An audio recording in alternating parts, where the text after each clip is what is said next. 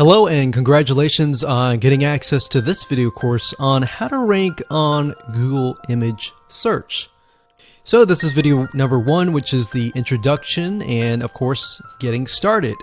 So before we get started, I want to kind of briefly go over a few things to make sure that we are on the same page. So first things first, I want to start with mindset. The goal here is not to game the system at all, because Google image search is very different than other searches like YouTube and the regular SERPs. And the reason why is because you're going to have an image that's going to show up on the Google image search. And with that in mind, people are going to click on the ones that best fits that keyword. So you want to make sure that you have a high quality image that attracts a certain type of person. Now, whenever you sell a product, you have to think, okay, so if I attract a certain type of person via an image, then from that point, what is their next step, right? Are they going to do more research, or how are you going to funnel them into your funnel, essentially? So before you can do any of that, you really need to put yourself in your prospect's shoes. They all have different reasons from buying from you. So your goal is to try to understand what they are. Can you do that? So now what I want to do is talk about the video course itself, kind of give you a quick overview of the course itself. And of course, this is video number 1. Video number 2 is the 7 steps checklist. And the premise of videos 3, 4, 5, 6, 7, and 8, we're going to dive deeper into those 7. And these are 7 different variables that are very crucial and very important in trying to get your images ranked on the Google image search. Now, this is not an exact 100% guarantee system, but this is just based on what we have seen and over the years. Video number 3 is wrapping content. Essentially what that means is the content that surrounds the image that's on the top, that's after it, before and after, and all that. The content there is crucial, and it really needs to describe the image in a better light so that you attract the right person. So that way Google knows exactly what that image is about. Video number 4, we're going to talk about file format and why that is important. Video number 5, we'll talk about image size. And something that you're going to notice is, depending on the niche, different sizes can change. And you may notice that Google likes specific image sizes. So depending on your niche and depending on your research, which I'll show you step by step, you're going to need to figure out how to resize them. Video number 6, we're going to talk about file compression, or in other words, how to compress your files from, let's say for example, 1 megabyte and decrease it by 50%, which is 500 kilobytes. So the goal here is to decrease or compress the size of the image without losing too much of the quality of the image, so that it can run faster when your visitors actually visit your site. Video number 7, we'll talk about file names, why that's important. Video number 8, we'll talk about alt tags, which appear in the source code of your website. And that also tells Google what your image is all about. So there's a lot of different variables here, and a lot of times most people just focus simply on video 8, which is the alt tag. And as you can see, it's much more than that. And of course, last but not least, once you have learned all of these steps, we can talk about how to automate the process, how to speed things up with pieces of software. Now, I don't want you to skip to video number 9 straight away, because if you don't understand videos 1 through 8, then you're going to miss the point. And if things change, then you won't be as successful. So make sure you go through this course on a step-by-step process. And of course, you're going to need to have access to your product or service. You're going to have to get an idea of who your customers are, what they want, how that specific image is going to attract them to make the next decision and take the next step. So really think along as we go through this course how your images will communicate to your customers, but how your customers will take the next step, and the next step after that, and the next step after that. All right, so with that said, let's move on to video number 2. Hello and welcome back. This is video number 2, and we're going to talk about the 7 image optimization checklist.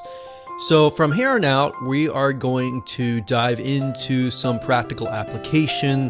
What I'm going to be doing in the future videos is really reverse engineering things in Google image search so that you have a better idea of why things are the way they are, and you have a better mental picture, a visual picture of what's happening. So what I'm going to do now is simply go through the checklist of the 7 items. I'm going to briefly talk about each one, but I'm not really going to dive into it. That's the purpose of the videos after that. So the first one is wrapping content. So to give you an example, I went to google.com, I typed in pizza recipe, and what I want to do is look at the images here. And what I'm trying to look for is why the images here are at the very top. And that might change from niche to niche. So let's just go ahead and click on these right here. I'm going to open this one up and open this one up in a new tab. And I'm going to go ahead and click on visit. Now, whenever we do this in the reverse engineering process, I want you to load the blog that the image is located on. And then of course look for the image. So the image is here. So the first item of the checklist is wrapping content. In other words, the content that is surrounding this image is crucial. And we'll talk about why it's crucial, what your content needs to look like, what it needs to be, what kind of keywords you should use surrounding this image. That's the first one. Then of course the second one is file format conversion, meaning the image right here, what type of file format is it? Is it the right kind? Should we turn it into a different format? What different formats are available out there, why they're important, and all that. The next one on the list, the number 3, is image resizing. So another question you might have is, well, how big should the image be? Should it be 1000 by 1000? Should it be a smaller size? What should that be? So we'll talk more about that in that video. And we'll do a little bit of reverse engineering in each one of these videos so that you have a better visual picture of why things are the way they are. And then of course the next one after that is file compression. Believe it or not, what we've found over the years is the reason why most websites don't load or don't rank really well is because their images just take a lot of space. So in this case, we want to take a look at, is the size too big, and how can we compress it without losing too much quality and get ranked high for that image. The next one on the checklist is the file name and the page URL. So if we right click here on the image itself, and sometimes it won't let us, but in this case, if we right click and we open the image in a new tab, the name of the file of the image is crucial. It's very important. And I'm going to show you why in that video. And if it's not, most images are just a bunch of gibberish. If it is gibberish, what do we do in that case? How do we make it optimized? The next one after that is the alt tag. The alt tag is what tells Google what the image is all about. But that's just one variable out of this whole checklist. And then of course, last but not least, after I talk about each one of these checklist items, I want to show you how to automate the process. But before we talk about how to automate the process, I want to teach you how to do each step manually. Because if you don't understand each step and the process behind it, and you jump to the automated process, then what that's going to do is it's just going to taint things and you're not going to be as effective. So we want to make sure that you are effective, you get the rankings that you are trying to achieve, and go from there. All right, so with that said, let's move on to the next video. Hello and welcome to video number 3, and we're going to talk about text that is wrapping the image. Now, this is very crucial, so I'm going to break it down as simple as I can. But the best way to explain it is by showing you what it looks like. So I'm at Google, I typed in the keyword roast beef recipe, and let's just take a look at some pages and get an idea of why Google might be ranking them higher than everybody else. So let's just take a look at the top images here. So let's go ahead and click this one here. I'm going to open that in a new tab. I'm going to do the same thing for this one and this one. So we'll do the top 3. So this one was the first one. This says the best oven roast beef. So we're going to click on visit. Now by clicking on visit, we're going to be sent to the page where the image has come from. And that will give us a better idea of what we're dealing with. So we can see that the image is definitely at the top. It says the best oven roast beef is tender, flavorful, and a perfect every time. Sunday roast has been a tradition in our family for years. So, okay, wrapping text means the text that is surrounding the image. It does not necessarily need to wrap around it, but what is surrounding it. So obviously before it, we see roast beef, oven roast beef. We can see it's flavorful, perfect, classic recipe, roast, Sunday. So Google has a massive database of keywords, and it's very, very smart that it can figure out if the keywords that surround your image are legitimate or trying to game the system. So if it's going to read the text, we can see that the text in the beginning has already kind of set the stage for what the image is going to be. It's going to be a oven roast beef. Now if we scroll down, we can see there's an ad and it says, how do you cook a roast in the oven? Don't be intimidated by oven roast. It's going to be easier. There are a few tricks to getting that buttery melt in your mouth roast beef you love. So Google knows just by reading this, okay, it has something to do with cooking roast beef in the oven, something about mouth, it tastes good, bring the meat to room temperature. It knows in that case probably that it's a recipe of some sort. So we can see these keywords like hot oil, sear on all sides, roasting pan, Dutch oven. All of these keywords relate, and when they combine them together in their own algorithm, they can figure out, okay, this is indeed a roast beef recipe. So there's an image here, people are clicking on the image, that's the reason why it's ranked up high. Now let's take a look at another one here.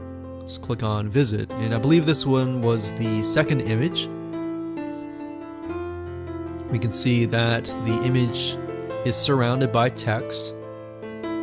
And what's interesting to me is the format here is very similar to all the other ones. It's probably because it's posted on a platform such as simplyrecipes.com. So we got the text here, classic roast beef recipe, using rump roast, round roast, sirloin, low heat.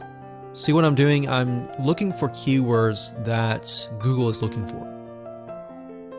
It says, my mother knows a thing or two about cooking beef. So cooking beef, cuts, local corner butcher, beef, pork, lamb, meat counter. So this is what I recommend that you do in your own niche, is to type in the keyword that you're looking to rank on, or the keywords that you're trying to rank on, and look at what your competitors are doing. Look at the images that are at the top and try to get an idea of what keywords they are using, what jargon they're using, so that you can get an idea of how to kind of mimic it yourself. Don't copy it necessarily, but put it in your own words, but get an idea of how things are worked out. So we can definitely see that these two blog posts have content and text that wrap around the image that are related. So we'll do the same thing here. We'll click on Visit. We'll go to the web page. Read it here. We can see, again, there's text in the beginning about roast beef recipe, the exact keyword. And this image actually is not only on the image SERPs, but is also on the main as well. So we can see that the difference here is they have not only text, but they also have a video. Now, I will say a little tip is that if you put a video, especially a YouTube video, on your page, that will get your page ranked higher. Google loves to see its own properties on your page. All right, so we can see, we read around it. This is definitely how to cook a roast beef. Okay, so now that you see why the text that is surrounding the image is so crucial and so important, beyond that, how are you going to get keywords?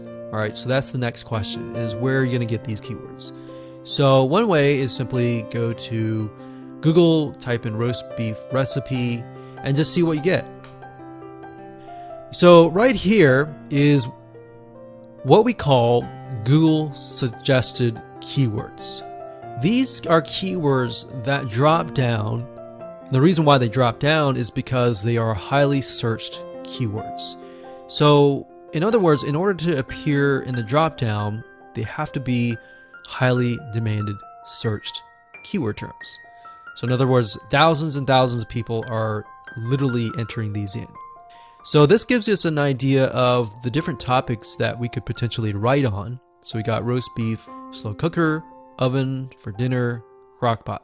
We could also include these keywords in the wrapping text as well. Now, if you click that and you go to the main Google SERPs right here, you scroll all the way down to the bottom, you're going to see a bunch of keywords here. Now, we could get more specific, like roast beef gravy recipe. Scroll down all the way down to the bottom and see what kind of keywords they give us. And if they fit, I highly recommend that you include them in the text that is wrapping the image. And try to keep it simple, but try to make it interesting. Because at the end of the day, you are trying to appeal to the human being that is reading this. And if they like it, they stay on your page longer, and all the variables match up that we're talking about, and the human engagement matches up, then your images are more likely to rank higher. Hello and welcome back. This is video number 5, and we're going to talk about image resizing. Now, the reason why you're going to want to resize your images is if they are way too big. Now, this isn't necessarily proven by the Google algorithm, but if you go to google.com, you type in a keyword that you want, you click on images, and you scroll down here. So this is the sponsored area. This is not what we're going to look at. But if we keep scrolling down, you'll see that Google tells you the exact sizes in pixels. So for this niche, we have 600 by 400, 1000 by 1000, 1000 by 630. So they're decent size images. So 800 by 800. Now some niches we've noticed that they are small, like 600 by 600 or 500 by 500. So what I recommend is always look at your niche. It could be different, and then take a look at what the sizes are. And if you can kind of find somewhat of a pattern, then try to choose an image of that size. If your images obviously are smaller, that's fine. If they're really, really big, oftentimes images you may not realize, but a lot of them are very, very big. So what you want to do is you want to decrease the size as much as possible, simply because looking at all the other variables, you want to make your images fast, and to make them fast, you want to decrease the sizes. Now, how do you do that if they have already been uploaded? Well, if you have a WordPress site, then if that's the case, there are plugins out there that will help you resize the image. So after you've done kind of some brief intelligence and research, then you can install these WordPress plugins. So one of the ones that we recommend it's called Resize Image After Upload. So these are specifically for images that you've already uploaded. And what this will do is it automatically resizes images with certain maximum heights and widths. So this plugin is quite useful. Another one is called I Am Sanity. That's I Am Sanity. And as you can see, it automatically resizes huge image uploads down to a size that is more reasonable for display in browser.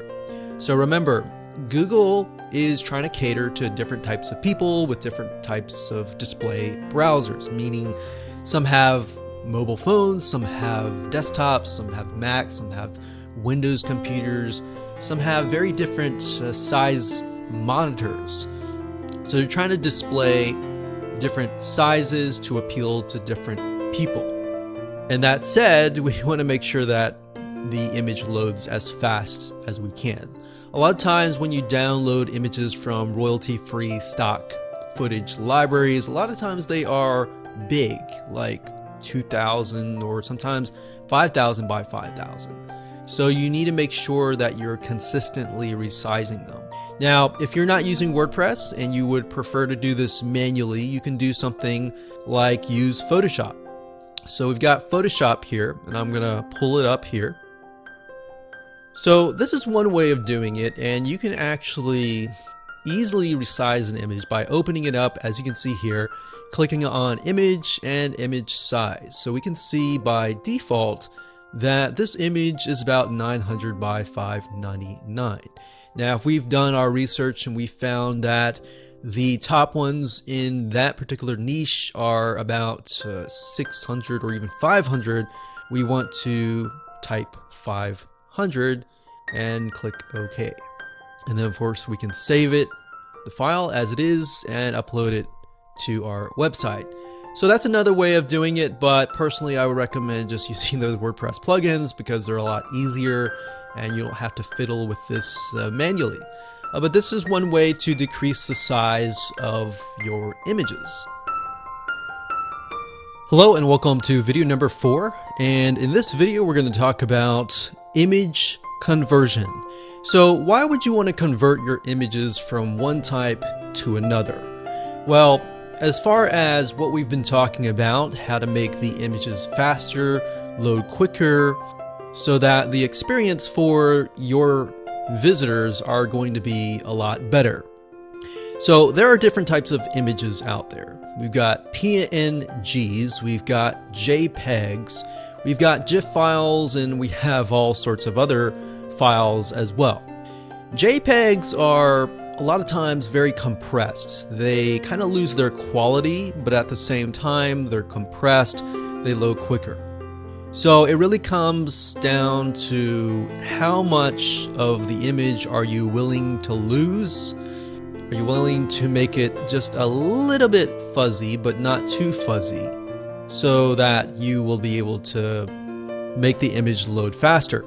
There are several different options that you can take. You can either, if in this case you are using a WordPress site, you can convert your PNG files to JPEGs. So there are different plugins out there that you can use, one of them which is PNG to JPEG. And another one that we've tested and that we really like is called Kraken.io. Kraken.io is very efficient, but yet it does cost a little bit of money to use, but it takes your images and you can tell it, convert it to JPEG. And what it'll do is it'll try to take, let's say for example, a 1 megabyte file and then decrease as much as possible down to maybe 50%. And that's a huge amount of speed if you think about it. If you have 1,000 images and multiply that by 500 kilobytes. That's amount of files that you could potentially save and speed things up for your viewers. So as you can see here, it supports JPEG, PNG, and GIF, including animated GIFs, but sometimes converting the images from one to another will actually speed things up. To give you a better view of this, I want to head on over to Photoshop, and we discussed and used this example in the previous video, but I want to use it again. But let's say, for example, I wanted to convert this image from one file type to another image file type. So if I go to the top and click on File, and then we do Export as and Save as for Web, and we click on that,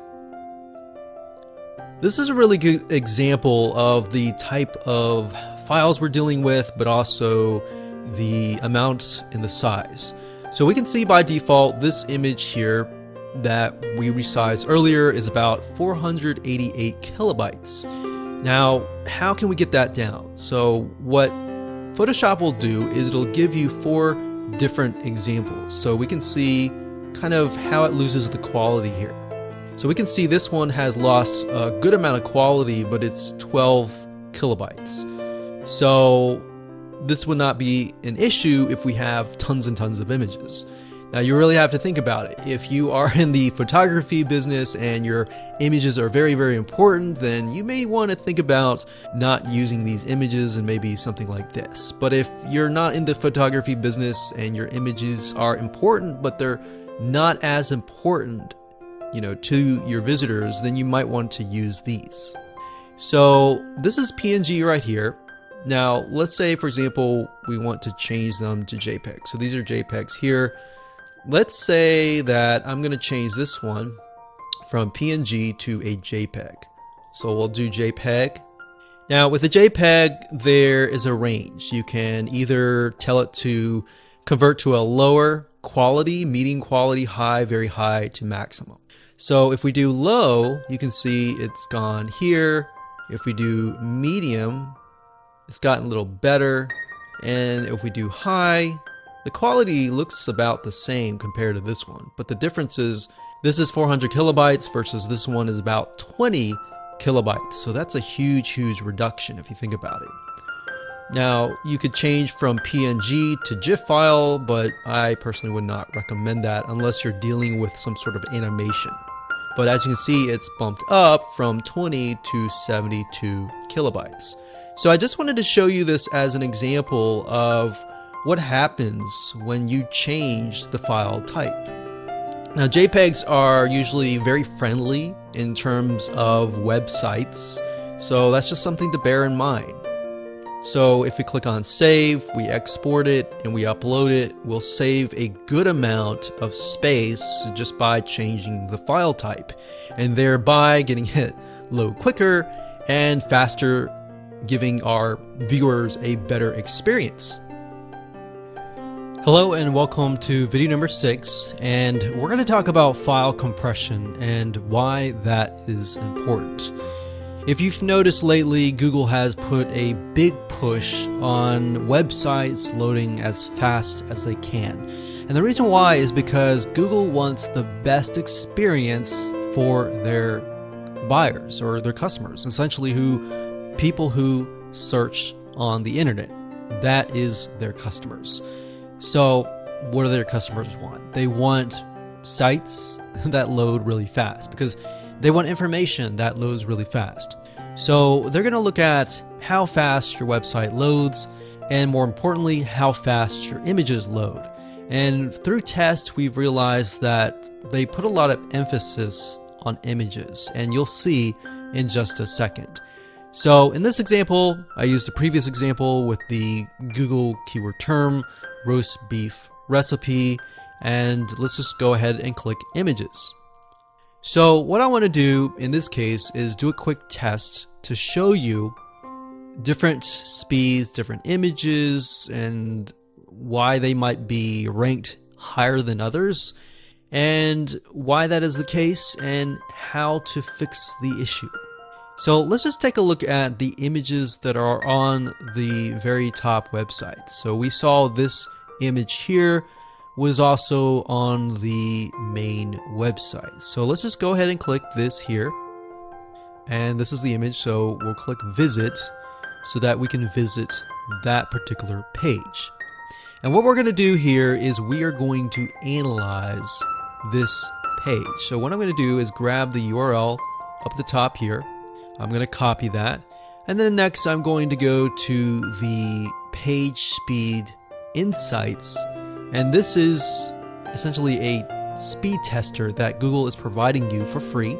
And all you have to do is simply go to developers.google.com/speed/page speed. Now to get here, the easier way is simply go to google.com and type in page speed insights. And all you have to do is simply enter the page URL here and then click on Analyze. And what this is going to do is it's going to analyze that particular page and give you an idea of the speed, the rating that it gives you, and then of course how to improve the rating. Now you got to realize what it's doing is it's analyzing the whole web page, not just the image itself. But what this will do is it'll give you an idea of what can be improved. So we can see that screen images, if we improve that, it'll save us about 5 seconds. So even a site like this with the images ranked high, there's still improvement. So there's still hope even if you're not 100%. So what you want to do is you want to compress your images. And as you can imagine, that's going to be a very tedious process if you do it one by one manually. So we've actually tested many different plugins out there, different WordPress plugins, and there are other systems as well that can help you if you simply upload the images and get them optimized. Kraken.io is one of the sites that we tested that yielded really good results. And what it did was we put it on a website that had about 2,000 images, so you can imagine that would take a long time. We were able to install the WordPress plugin and compress those 2,000 images within less than a few hours. Now, Kraken.io has many different plans. They have a free version which can help you up to 100 megabytes just to test to see if it works. Now, if you're not using WordPress, it also has a web interface where you can simply upload the images and get them compressed, download them, and then get them onto your website. But what this does, as you can see, is it optimizes your images. So imagine you have an image that's 100 images that are 1 megabyte each. So that's about 100 megabytes download. And you definitely want to squeeze that down as much as you can. So what Kraken.io will do is it'll analyze the image and it'll try to squeeze it down maybe 50% from 1 megabyte to 500 or even 200 kilobytes further as much as possible without losing the quality of your image. And that's something that I know that many of you are probably concerned about, is whether the image will be reduced, whether it will become fuzzy, because we know that images are crucial. We know that they are the first impression that our visitors see. And believe it or not, this will actually help you without really decreasing those images. So you can get an idea here that Kraken.io, you can see the original image and what the improved image looks like. And this example here, it says 61% reduction, and you can see that the image looks pretty much the same. Now, why is that? Well, the image usually contains more information besides just what it looks like. So what it does is it removes that information to try and decrease the file size. So as you can imagine, Google is trying to make sure that your page loads fast. And what we found with majority of the tests is the number one issue is images. The images are way too big, and by compressing them, you will get your pages loading faster, rank higher and higher through the SERPs. Hello and welcome back. This is video number 7, and in this specific video we're going to talk about file names, why it's important, and we'll talk about page URL as well. Now, the best way to show this is to again reverse engineer what Google ranks as popular for specific keyword terms, and then taking a look at them and getting an idea of what you need to do in your own website.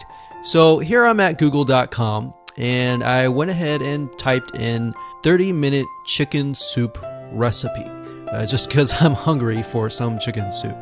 So as someone who is interested in this particular area, I've typed it in, I've clicked on the images, and I'm looking for something that really appeals to my eye. So image search is not just about trying to game the system, but really trying to appeal to that specific person who is typing in that keyword. So it needs to be presentable. It can't be something that is trash, essentially. So as I'm going through here, I clicked on this one because this one actually caught my eye. And it's a big bowl of soup, chicken soup. It's got a ton of vegetables in it. So I'm going to go ahead and click this. Now, I want you to specifically watch carefully as I'm doing this. So, for example, I'm looking at the image here, and the next step is to click Visit. So we're going to visit this person's website, and we're going to look for that specific image. So obviously there's going to be many images. We don't know if it's going to be the first one, the second one, or what. So let's just go ahead and scroll down. Click X there. So we got that there. You minimize this to about 100. So we see right away that this is definitely the first page. Now that's interesting.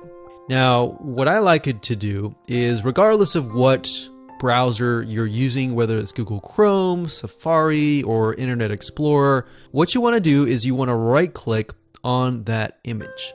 And then you want to click on Open Image in a new tab. And the reason why we want to do this is this. So we can see here that this is the file name. It says chicken noodle soup -5.jpg. So Google's going to read the file name. So they can see that it is chicken soup, noodle soup. And if you think about, that's what I typed in, chicken soup. So that's relevant, right? And it's going to look at the URL as well. So it's not just going to look at the file name, but it's going to look at the category name and all of that. It's also going to take a look at the page it's on and the, of course, like we talked about earlier, the words that surround it. Now, speaking of file names, if your file name, let's say, for example, in this case, chicken noodle soup, your main keyword is chicken noodle soup, but you have a file name that says something like 12345-!.jpg. If that's the case, then that's a big mistake there. And all you have to do is simply change the file name, link it, and that's it. So in terms of file names or page URLs, that's all you have to do.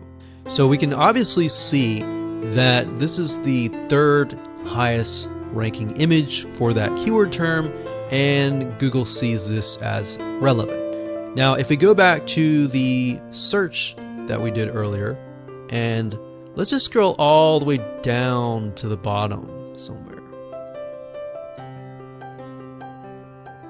and just see kind of an idea as to why maybe they're all the way at the bottom.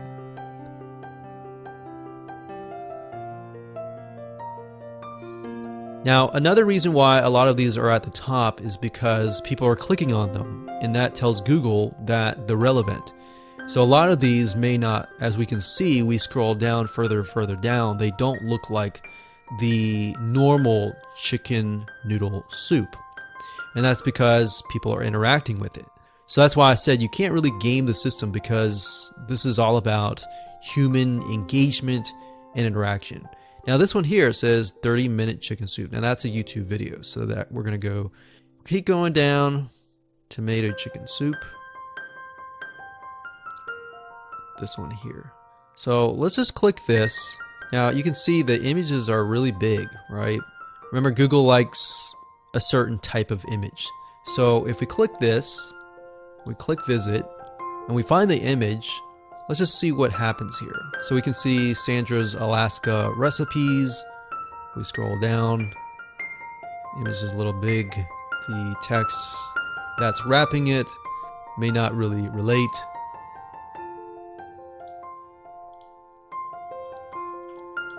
So see that?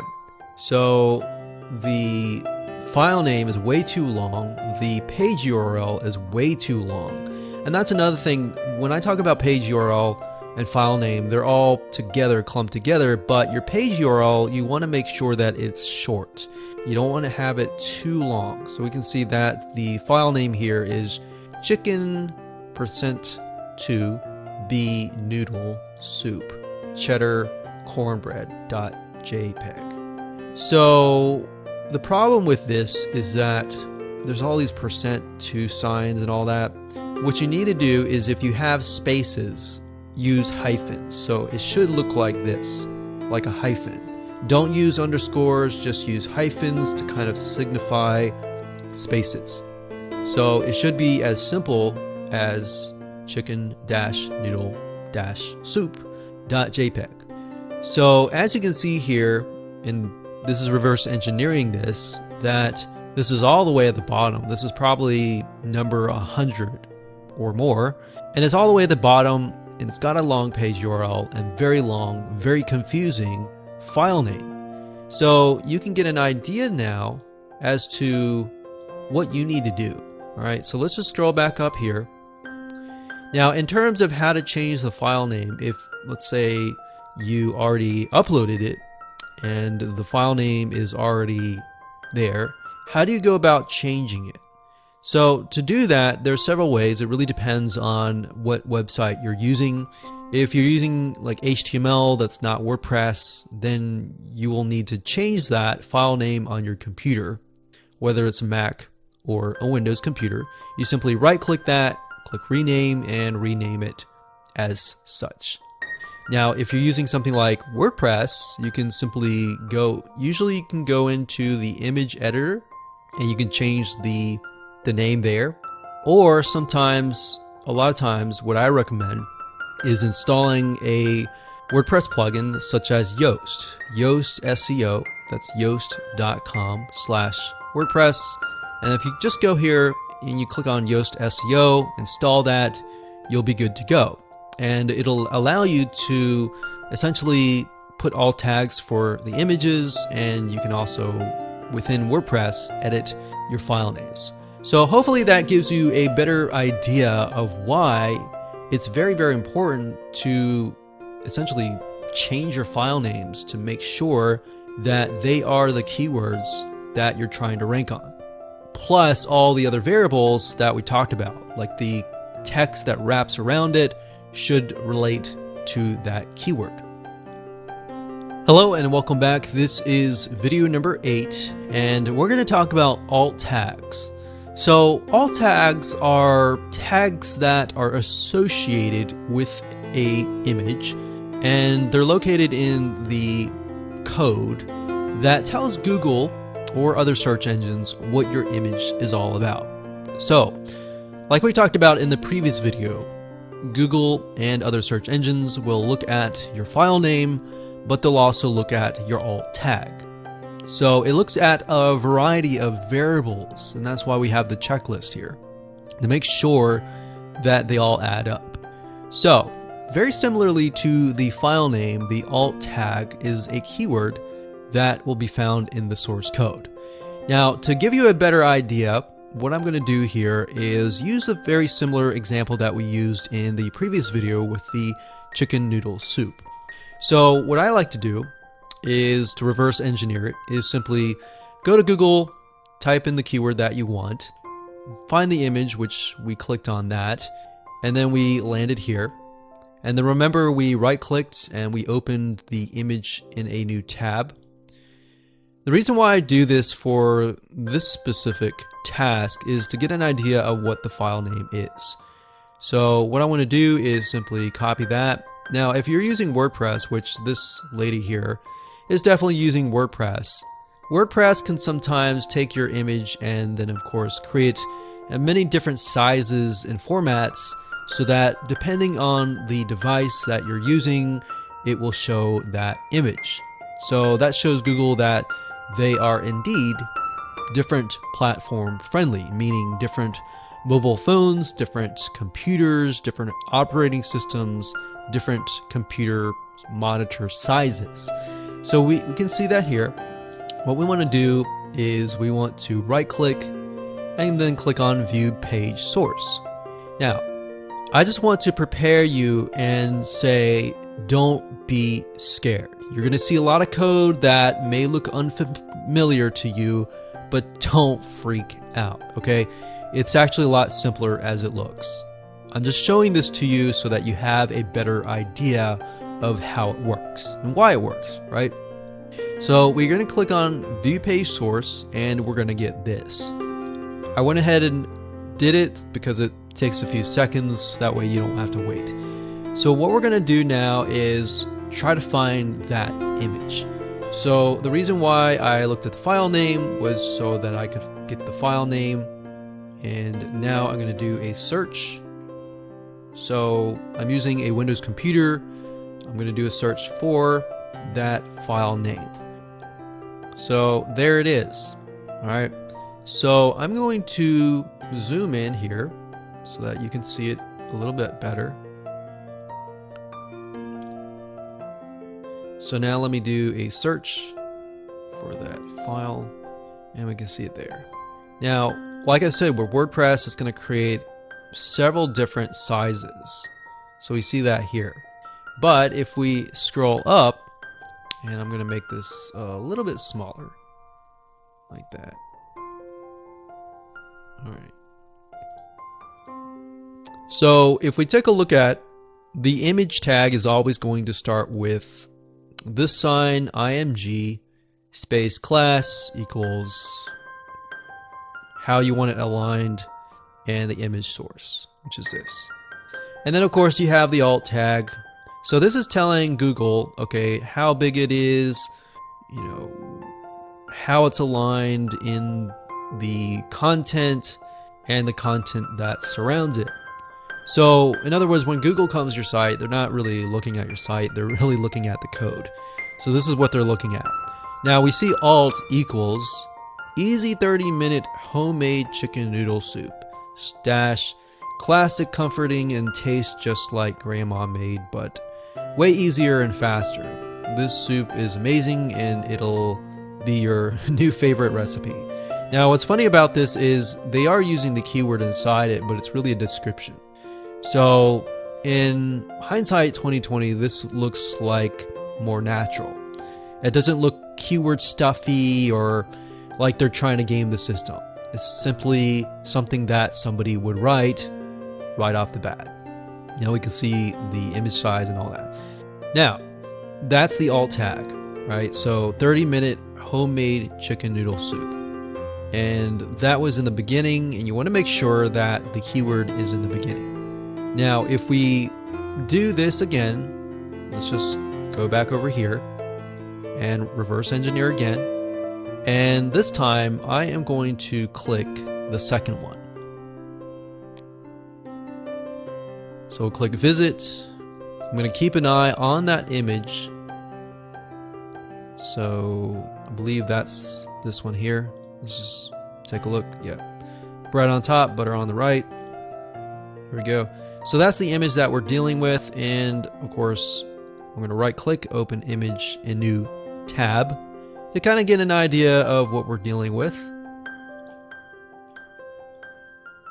Now, obviously this one's long, but it says 30-minute chicken noodle soup. So, remember how we talked about when you're naming your files that if you have a space to make sure that you use hyphens? They did that. 30-minute chicken noodle soup. And of course, they put a bunch of information that just tells Google what it is, like the size and all that. But they could have kept it simple and they would have gotten the exact same. Now, if we go back here, we want to figure out what the alt tag is, right? So Click no thanks. Right click. View page source. And we know the image is at the very top, right? So what I'm going to do, since it's so long, I'm just going to copy the first part of it. Close this down and let's take a look. So we can see that this is here. Now this is part of the metadata. So let's scroll down further.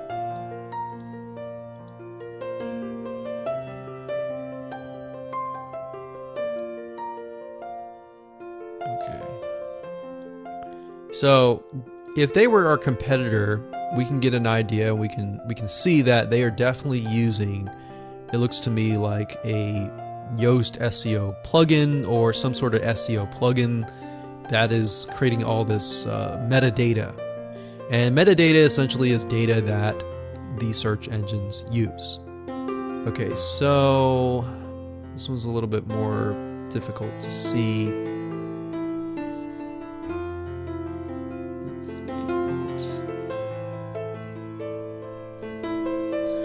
Okay, so after looking for a few more seconds, I found it here.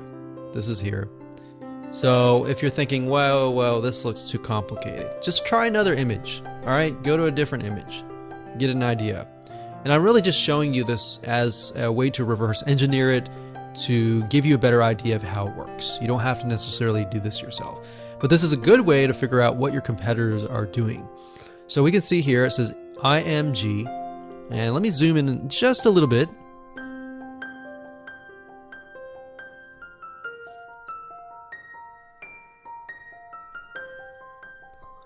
And we can see IMG SRC. SRC means source. The image source equals this. This is the file name.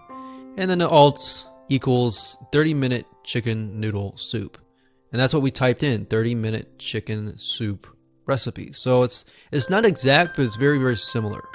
And that's why all these different variables that are surrounding the image, like the recipe and all that, those actually will help you rank on many, many different keywords versus just one.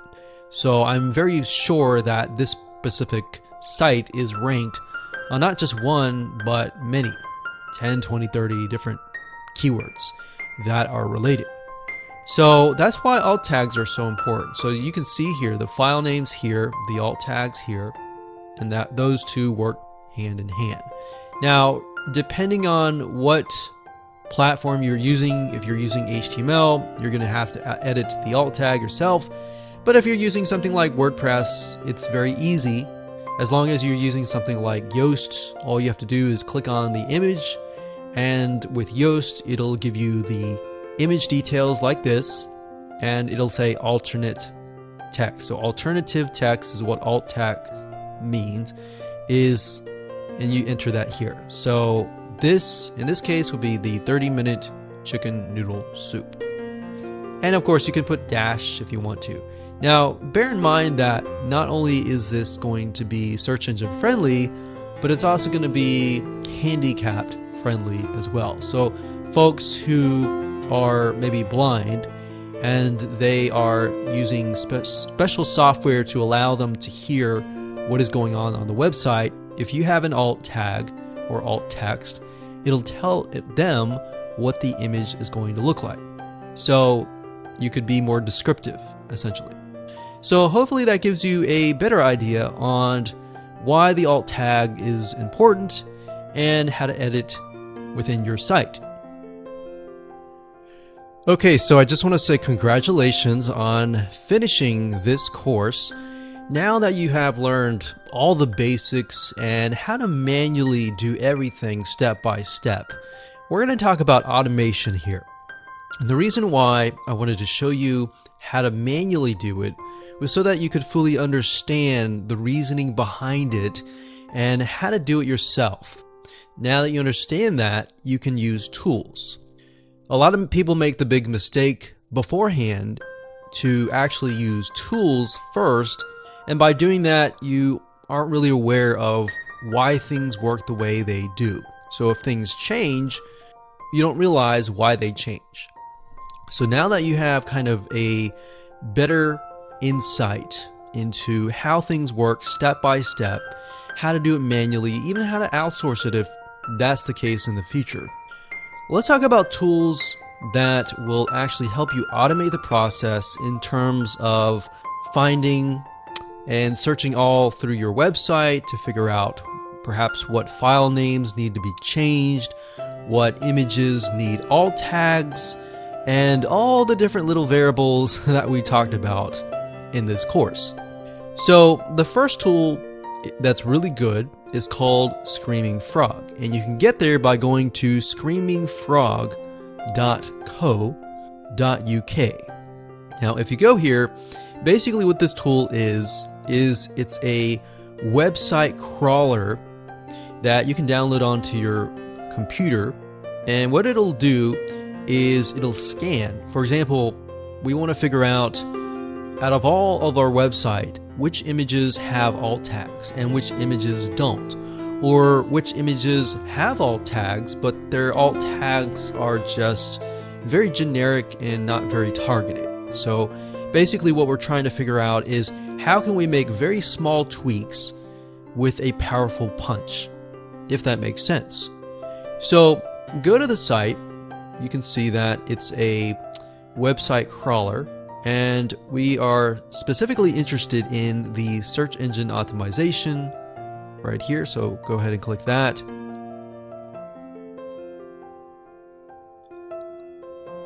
And you can get an idea of what it offers, essentially. But we're specifically interested in the SEO spider right here. So let's just go ahead and click that. So there's a free version and there's a paid version. I recommend that you download the free version to make sure that it actually works on your computer. But the reality is that the paid version is really where it's at. And yes, it does cost money, and so does the other tools that we're going to talk about. In fact, this one is actually cheaper. But it will really give you a better view of what's going on in your website versus you going through and trying to figure out what is actually alt tag, what is targeted, what is not, and all that. It's a very time consuming and tedious process, as you saw in the previous videos. So as you can see, click on download, and they actually have for Windows. Now if you're using a different operating system, just be aware that if you are using a Mac, it works here, and if you're using Linux, it works here as well. So basically it works for every single popular operating systems, Windows, Mac, and Linux. So as you can see here, it finds broken links, which is crucial, but that's not really what we're trying to figure out here. We're really doing image optimization, but really what we like is, if you scroll down, the visual site architecture kind of gives you a map of what your site looks like.